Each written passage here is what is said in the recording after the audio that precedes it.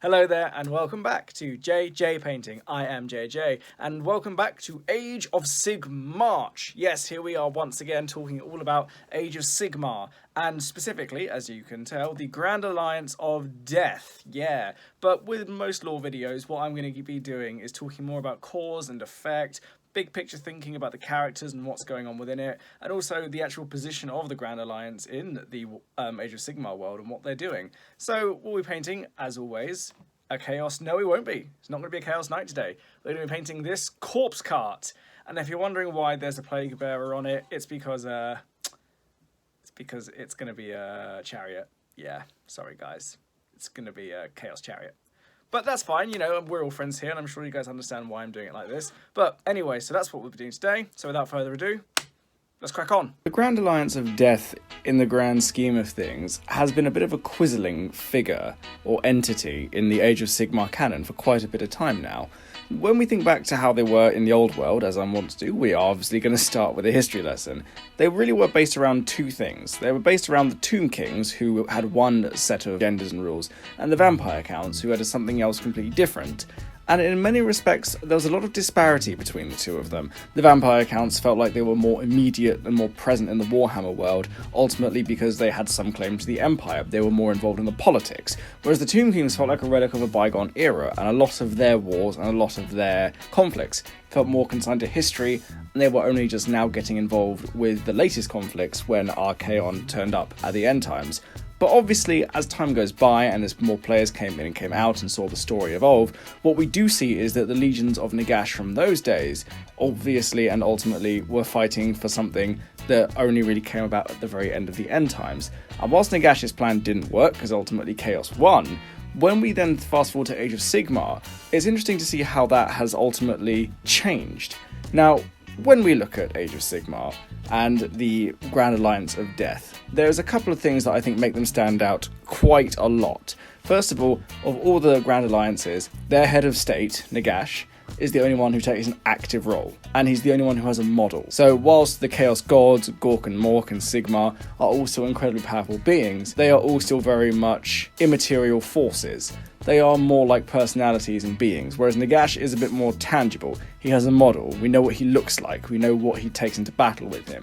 We know where he is in some respects as well, and we have a much better sense of grounding as to what he is and what he does directly. Now, we sort of have that with Sigmar in the earliest parts of the Realmgate Wars and the later parts of the End Times, but we don't have that with any of the Chaos Gods. They are all still very much protean beings that we don't really understand, as are Gork and Mork, and a lot of the other entities from the other races. When we then think about what this means in terms of the macro perspective for the Realmgate Wars and for the Immortal Realms, is it changes quite fundamentally and it changes really quickly.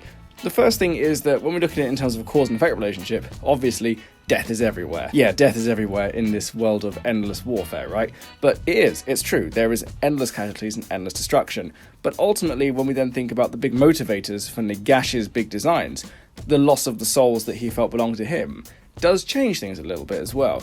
And this is why he is actually quite an important figure in the events, not just of the Soul Wars and the Broken Realms that are coming up and everything else that's happened, but ultimately why he has a little bit more at stake here. His grand designs of a universe of undeath is obviously something that the living don't really want to happen, but it's something that the protean gods of chaos don't want to happen either. So he is an enigma fighting for something which is completely separate and therefore completely intangible to all of his opponents, and ultimately makes him both a bit more dangerous, but more of a wild card in most cases. He's clearly not going to ally with the powers of chaos under any circumstances, but ultimately he's also so much more powerful than any other mortal being that he doesn't need to ally with anyone else and he can pursue his own things. And let's be fair, he did become more powerful from the end of one world and the birth of a new one. But the other thing to bear in mind is that he does have a bit more of a personality as well. He's angry that Sigmar has taken so many of the souls and reforged them into the Stormcast Eternals. He is actually quite disappointed and quite worried that something like the Idoneth Deepkin can do what they do without having the same magic that he has. And that's something which is quite alarming, to know that what he does best is something that anyone else can do now, even if it is for different motivations and for different reasons. So ultimately, his industriousness in trying to gather the gravesand and to take the mortal realm of Shyish is quite a big deal. And let's not forget, of all of the various beings, he is the only one to actually take a mortal realm apart from Sigmar. The Chaos Realms are something which are almost completely different to the Mortal Realms. They exist in their own little pocket dimension. They don't necessarily have the same laws of physics or the same reality space that the other things do. And that's quite important to note, that the powers of chaos, when the Stormcast turned up, were thrown out of the Mortal Realms. But Sigmar's not been able to dislodge Negash from Shyish. He's managed to hold on to it, teeth and claw maybe, but he's held on to it nonetheless. And then when we think about how that relates to the other races as well, when the Orruk war clans, the Sons of Behemoth, and the Ogres are rampaging across the Mortal Realms, he's still been able to hold them off as well. And he's held off because ultimately, the other thing about the cause and effect relationship is that all of this conflict is still good for Negash. No matter how much fighting and how much death there is, all it means is there's going to be more bodies, there's going to be more fodder for his army, more grit for the mill. He is the only person that really benefits in a very tangible way from the endless warfare and carnage, apart from arguably the Chaos Gods. But they don't benefit in the same way. Their armies don't become stronger, but even their demons, their direct creations, can only do so much, even at their most powerful. And the only real way to end the Grand Alliance of Death is to obviously destroy Negash. And that's quite something else as well, is that all of it is tied around a single figure. It's much as the Mortarks are incredibly powerful creatures, and some of them are powerful enough to think that they may not need Negash. I'm looking at you, Manfred von Carstein. Ultimately, no one's in any denial as to what makes this so important. But then when we think about how this works amongst the rest of the Mortal Realms, the Grand Alliance of Death is ultimately always everywhere, because as long as there is one dead body in one mortal realm, the powers of death can get there. And that's something which no one can escape, and that's what makes them really fascinating.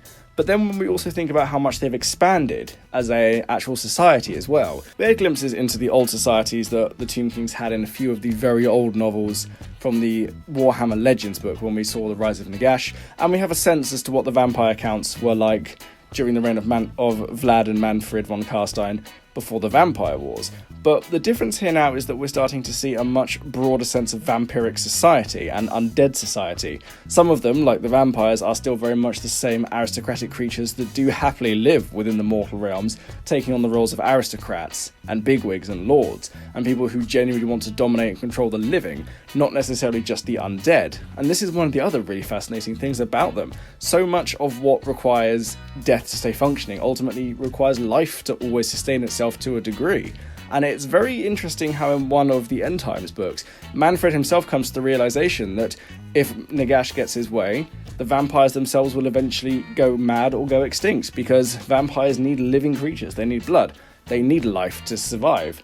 Whereas in a state of permanent undeath, that's simply not going to be the case, and they won't be able to do that anymore. So this also raises the question, ultimately is the Grand Alliance of Death also itself going to be a temporary alliance? Because it itself can't sustain all its various parts to achieve the great work of Negash, while some of them are still inherently reliant upon the living.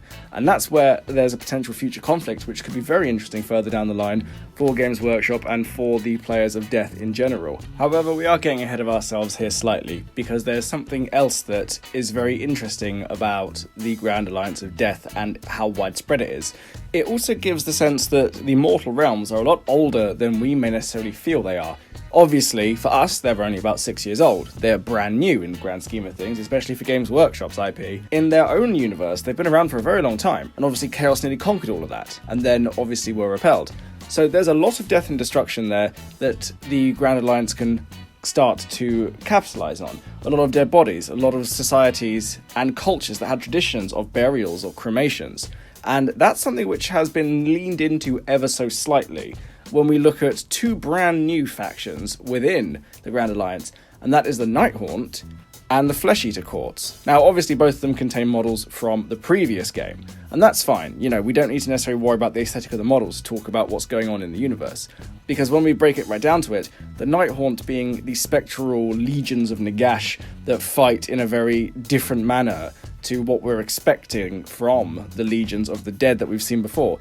In the past, it's all been skeleton warriors and zombies. It's always been focused on undead bodies. But this time it's more focused on ethereal spirits, on things that aren't corporeal. And that's quite fascinating. And from both a gameplay and from a narrative point, that's quite an interesting way of looking at things, and it's quite nice to see that. It shows that there's more going on, that the spirits of the dead, not just their bodies, are still involved in what's going on in the Grand Alliance, and that also gives it a level of intelligence, of patience, of a sense of personality that sits quite firmly within this Grand Alliance, and that we can see developing and evolving over time. And ultimately, that consciousness might even feed Negash itself. It might make him more powerful. But then obviously there's the Nighthaunt side of things. Now, crypt ghouls and grave creatures have been around for as long as the vampire counts were around, but never have they had their own society, never had they had their own hierarchy that was so thoroughly explored, and never have they seemed so much more organised, but also so separate.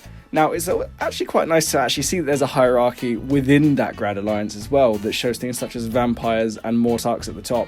As you go down, you start to see the various other sub-factions coming into it. We don't really have that with the other Grand Alliances, and that's something which I think is unique to Death, and we see that quite clearly when you look at things such as the Flesh Eater Court's battle tome and you read the background, and you realise how much they are shunned even by the other undead, and they are almost like mercenaries rather than being a core part of the army. Whereas in the past, they were a little bit more closely related to the vampire counts, more as loyal hounds rather than reluctant allies. And that's another source of conflict that could potentially be very interesting in the future for this Grand Alliance. But as it is now, it still gives us a nice layering as to how it works, but it also means that they have a very interesting secondary purpose as being those infiltrators, as being the creatures on the fringes of society, a bit like the vampires, but a little bit more embedded within the lower classes, more embedded within the day-to-day workings of the cities of Sigmar and the other mortal realms. And that's quite a fascinating thing to see how thoroughly entrenched the Grand Alliance of Death actually is, and all of its agents within the other societies, especially those of Order, and possibly even those of the other ones such as Chaos and Destruction. Because the important thing to remember is that Death is Death. It's not just humans. And I know that the aesthetic of just about everything that the Grand Alliance of Death has is largely reliant on humans and humanoids. But that's not to say it's restricted to them. There could easily be dwarves, there could easily be elves, there could easily be Seraphon, potentially, who have all suffered from the touch of the undeath. Not necessarily becoming vampires, but easily being turned within the time that they have been dead. I know there was something about the Seraphon and potentially the Sylvaneth that made them a little bit more resistant to the touches of necromancy. But that's not to say that anything else is, and that's something which is really fascinating, how the Grand Alliance of Death and Negash's magics actually interwork and connect with the other races. And the other thing to bear in mind with that is that as we explore it, as time goes on, we're going to see that change as well. The Sylvaneth have obviously been tree spirits, and that's their shtick, and that's pretty cool. Now, how that comes into contact with necromancy and other magics has also been something which we see quite a lot, especially in the Soul Wars and the Malign Portents book, and that's been quite an interesting conflict in and of itself. And that's what the other thing that this does, is it elevates the conflicts rather than just being conflicts on battlefields. It's also conflicts within a more ethereal, more magical realm. It doesn't just mean that we're limiting ourselves to fighting on the front lines with swords, shields and axes and, general big monsters, but the magics themselves are coming into conflict. The winds of magic aren't just necessarily a neutral thing anymore. They're not just a power source. They're actually more alive. They're more sentient now, in some respects, after the Malign Portents and the Birth of the Endless Spells. And that obviously means that things change between the races. And that's what I think is absolutely fascinating about all of that. But to get back to the point as to why the Grand Alliance of Death is such a big threat and such a big part of this whole Age of Sigmar world, is to go back to Negash and taking everything I've said into account so far. And that's quite simple. Negash has an end game. He has an objective. Of all the various creatures and characters that we have in Age of Sigmar, that's something which not a lot of them have. The Chaos Gods are destructive because they are destructive. Sigmar wants to save the world, which is very admirable, but Negash ultimately wants to change everything, but his objective is very secure. In some respects, he's arguably the most well-rounded character in Age of Sigmar currently. Not the least because he's probably been the most consistent from the beginning and hasn't changed a huge amount from who he was in the old world, so everyone has some firm context. But he himself has had to change. He's undergone some development, seeing how his magics have changed and how magic itself is no longer the same thing that he's familiar with. He's had to adapt, he's had to evolve, he has his own conflicts potentially brewing, and that's what I think makes him fascinating and makes his Grand Alliance so fascinating. And when you add all that into how so much of Age of Sigmar is more narrative-based than necessarily purely gameplay-based, it's interesting to see how this story will evolve and how it will change. And ultimately, will Negash win, or will he ultimately be foiled? Or will he change in some ways? Will the personality of Negash come out more? And will the Grand Alliance of Death expand further? And on that note as well, I think it's going to be very important that we do see the continued expansion of all the Grand Alliances, but especially the Grand Alliance of Death. So far we've seen, as I've mentioned, mostly humanoids. But what happens when the magics of death start to come into contact with the other creatures? What happens when the magic of death starts to come into contact with the Sons of Behemoth, for example? Or even the Uruk War clans? Or even what happens when necromancy starts to influence things like the tree spirits? That's an interesting change in the story. I'm not saying it's never going to happen, but I think it's something which should be considered. And I'm not saying either that we should definitely have it happen, and potentially to happen somewhere within the armies of the dead is something that could be quite fascinating, and it really could add a lot to the story. But as it stands now, there's quite a lot to say about why they're so powerful and why they're so important. So that's arguably why the Grand Alliance of Death is such a big deal. They have someone with a natural objective, they are just about everywhere, as we already know, but they have so much more going on the ethereal realm as well as the material realm that it's very hard to say that they aren't everywhere. Death ultimately is a certainty in life, and Negash is certainly going to see his plan through to the end, irrespective of whether or not he's able to achieve it. But as always, I leave this over to you guys. What do you think of the Grand Alliance of Death? Do you think they are as important as I make them out to be? Do you think they're actually nobodies in the grand scheme of things? Do you think they do need more expansion? Or do you think they're fine just as they are? Let me know your thoughts. I look forward to hearing from you. So, those are my thoughts all about the Grand Alliance Death and what I think of Negash and what they're doing in Shyish and everything else that comes with it. So thank you all very, very, very much for watching. I try to post my videos on Wednesdays and Fridays, as you know, and that will be staying the same for the foreseeable future. But like, subscribe, comment below, tell me what you all think. So goodbye and have a lovely day.